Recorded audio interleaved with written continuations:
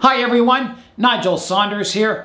My glass greenhouse has been cleared of all the tropicals, so it's pretty well empty. So I'm going to do a little maintenance on it today, and I'll show you why. I've noticed that the moisture condenses on the walls of the greenhouse, and then it runs down into a channel here, and it has nowhere to go. I'll show you that from the outside. Here's a look at one of the worst panels. You can see the water level building up at the bottom in between the glass and the aluminum. I'll show you a close-up of that. Here's a close-up so you can see all along there's about 3 centimeters of water or over an inch of water sitting in that bottom of the channel. The only way it could get out is if I had put a space in my putty here, so the water could drain out, but then it wouldn't be totally sealed. So what I'm going to do is I'm going to go inside and drill a hole in there so the water runs out to the inside of the greenhouse. All right, here I go. I'm drilling the hole. I'm putting it approximately in the middle here.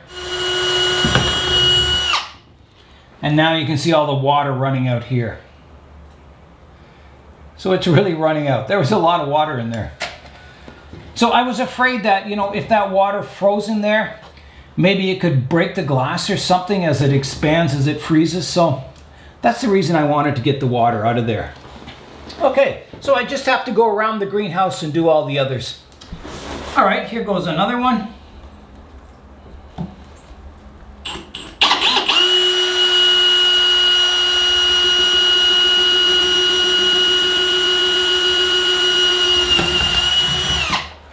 And there goes all the water.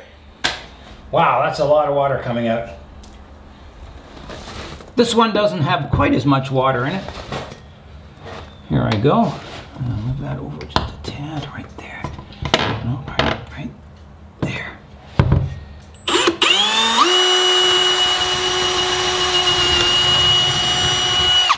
There we go. And you can see the water pouring out. Yeah, so that section's pretty well drained now. I'm making good progress. I've got this wall done. 8 more holes to go.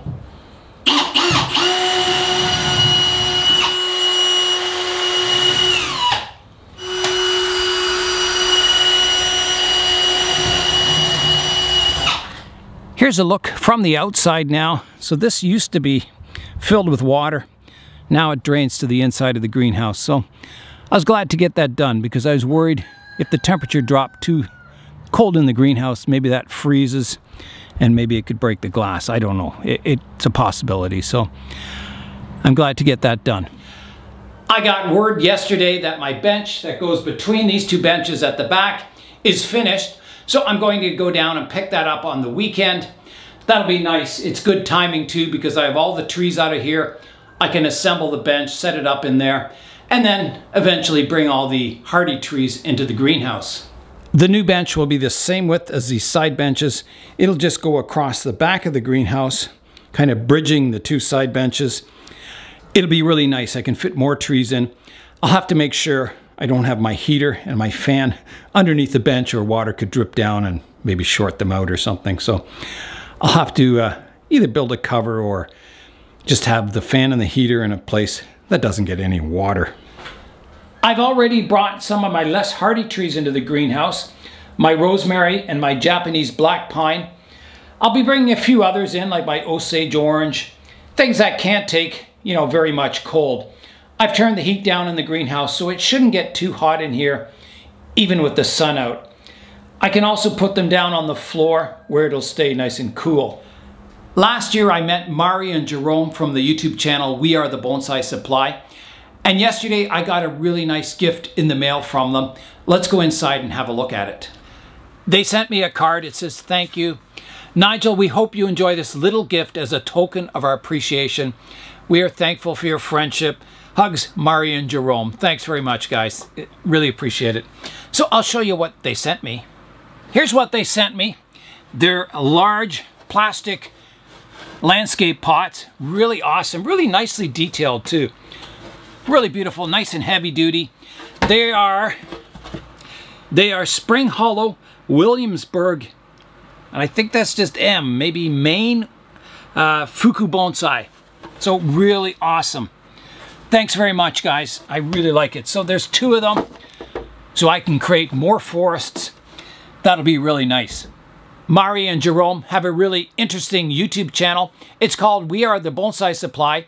I'll put a link to it in the description below. They come out with a new video every Wednesday, and the video is interviews with bonsai people, bonsai techniques, bonsai shows. They've got it all. I had an excellent lunch of curried vegetables, and now I've got to unload the car. Both Connor and Jay gave me giant bags of perlite over the summer, and I need some safety Zorb to mix in. I mix it 50-50 to create my bonsai soil. So I went out to PV Mart, and I bought 3 bags of safety Zorb, so I've got to unload them from the trunk of the car now.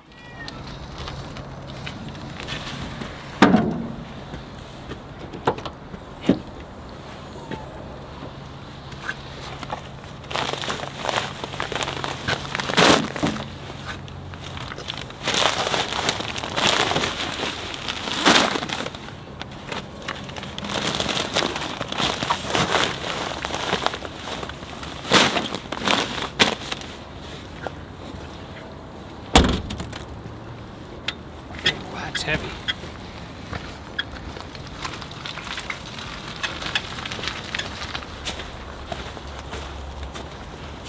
I think I'll store my soil in the glass greenhouse. It'll stay dry and safe from any rodents.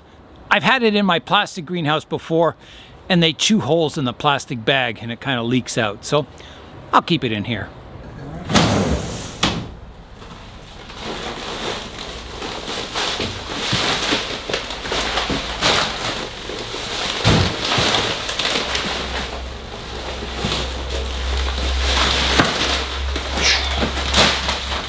All right, now I'll go get the perlite.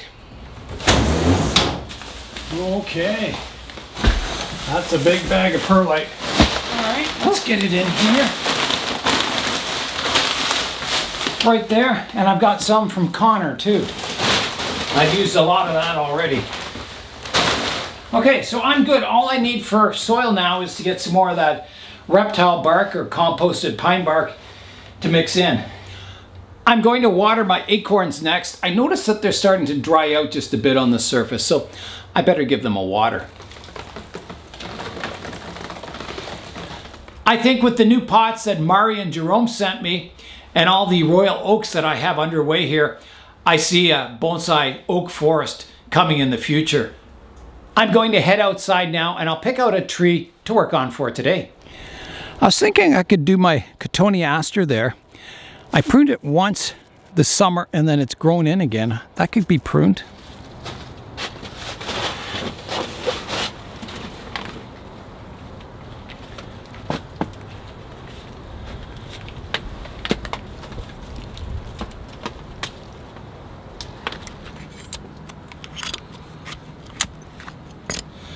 Beautiful fall colors on the Cotoneaster. So I'm going to start by pruning back all these long shoots that grew in over the summer. Just shortening them.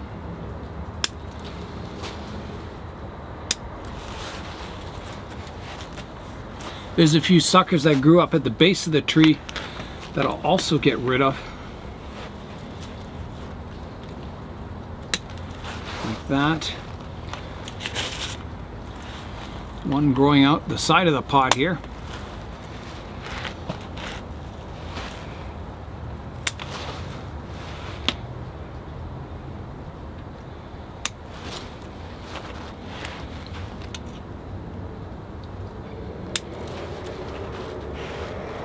One growing straight up here.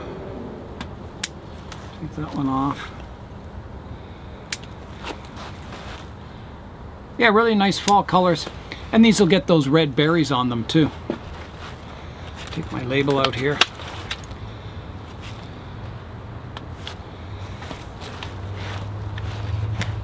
$16.99.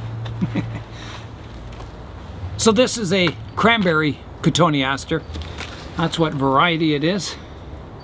It's nice. It gets the red berries. Beautiful fall colors.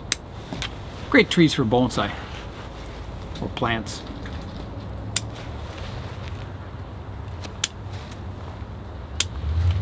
I'm going to train this tree to look like an old crabapple tree. That's my goal.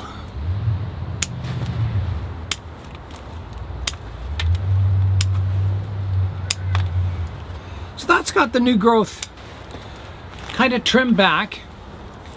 Now I want to look at the styling and see if I need to do any more pruning.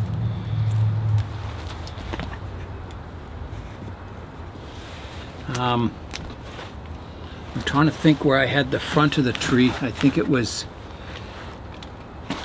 about there, the front, somewhere around there.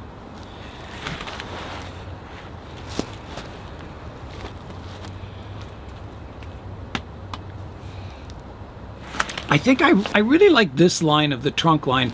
This is getting a little too heavy and dominant. I think I want this more of the crown, and this is more of a smaller branch. So I'm going to prune that back. There's a lot of vertical growth on it. I think I can just take that right off, like this one.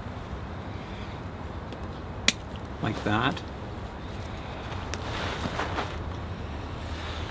There's a big, strong shoot coming off here. That can come off. I think this vertical part here too. And this. Reduce this back.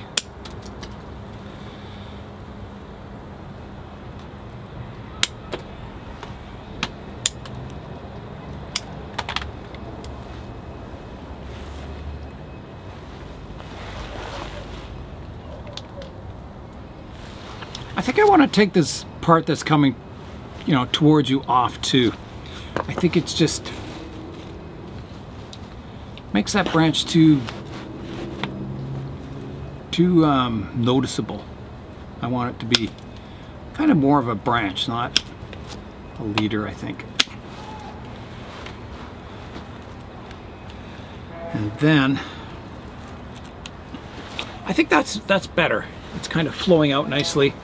It's a little sparse, but that'll fill in. And it's a little long too. I'm going to shorten it. Bit of a Hail Mary cut here, so right to here.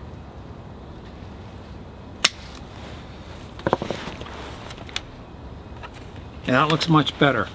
You can see that zigzag trunk line. It's looking pretty good.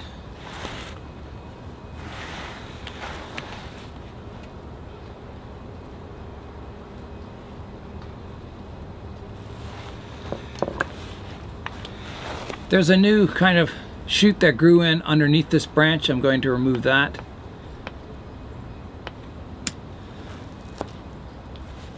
Don't need that one.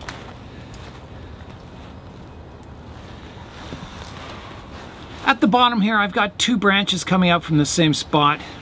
I don't need that one coming out the front because it's directly underneath this one, so I'm going to remove that. That may be a new branch too, I'm not sure, but needs to go like that. I think I'm a little kind of spreading on this side of the tree, so I've got to reduce it back.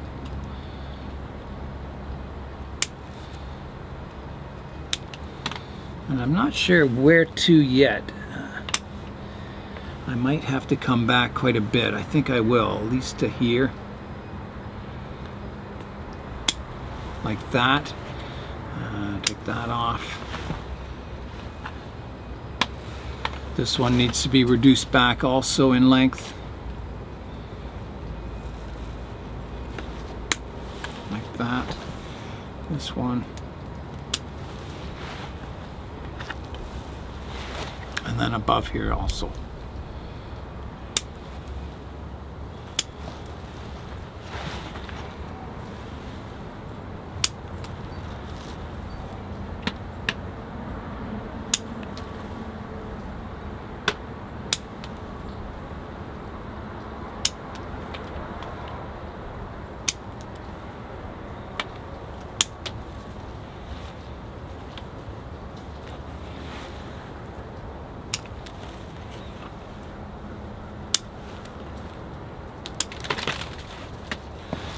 That's got the tree a lot more compact now. I think it's looking quite nice. I think I'm going to even take this branch off a little further and use these branches as the new leader. More like that.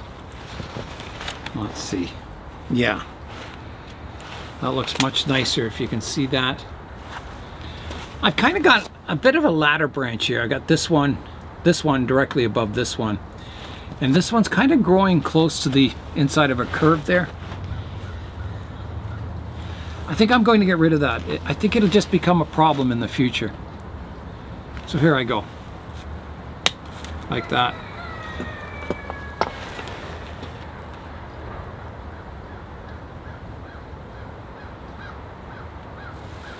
Yeah, I think that's much better. I'll just prune this one back. All right, I think I'll leave it at that. I think it's quite a nice looking tree. I think once I get it in a bonsai pot, it'll look really good. Quite a bit pruned off today, more than I expected to do, but I think, you know, a nice little tree has emerged. Something that'll look like an old ancient apple tree in the future. So I'm quite pleased. I think that's going to be a great tree in the future as it matures, gets more ramification, better branching. A nice pot. Should look quite good. My large forest is continuing to get its autumn colors, even though it feels more like winter out here. And that's all for today. I'm Nigel Saunders. Thanks for joining me in the Bonsai Zone.